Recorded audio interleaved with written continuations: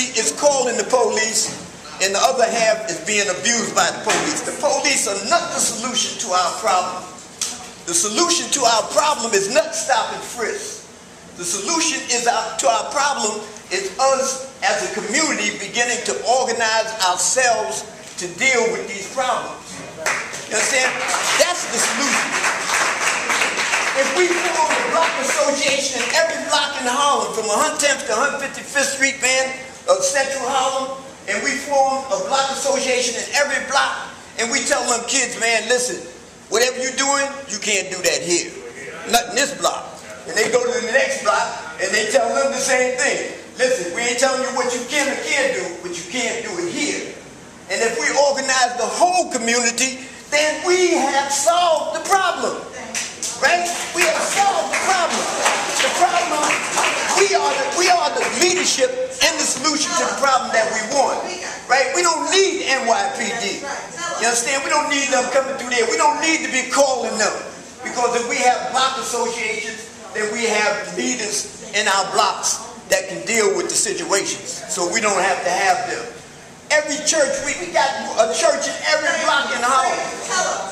And the community goes from the community into the churches and then back into the community. But they go in there and they don't wake up. We need to wake them up. We need to get every pastor in Harlem on board. And every pastor on Harlem is a leader in that church. And he needs to educate them people about what's going on with this stop and frisk and this new Jim Crow and this mass incarceration, and then send them back out into the community to organize block associations in their blocks. And we will solve the problem. We don't need the police to solve our problem. The police are the problem. Okay? And so when we need, basically, is a major shift in the way that we begin to look at things.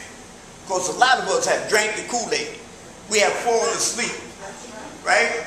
We have literally fallen asleep, man. The police, the politicians, all of them, this has happened on their watch. From 1970, there was 300,000 people locked up in this country. Today, there are 2.4 million human beings in cages. And the vast majority of them are African Americans and Latinos. Where was our politicians then? Where was our community leaders? Where was the faith-based community? All the people, man, the Reverend Butts over there, man, he got $600 million worth of property here in Harlem. And he gets stopped and frisked. You understand? But so nobody's been addressing the problem. We all been sitting around waiting for Jesus to come back or somebody else.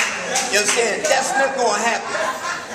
God gave us everything we need to solve this problem. And he gave us hands, feet, a brain, and we can think, and we can create, and we can organize. We have the tools. We have to use them.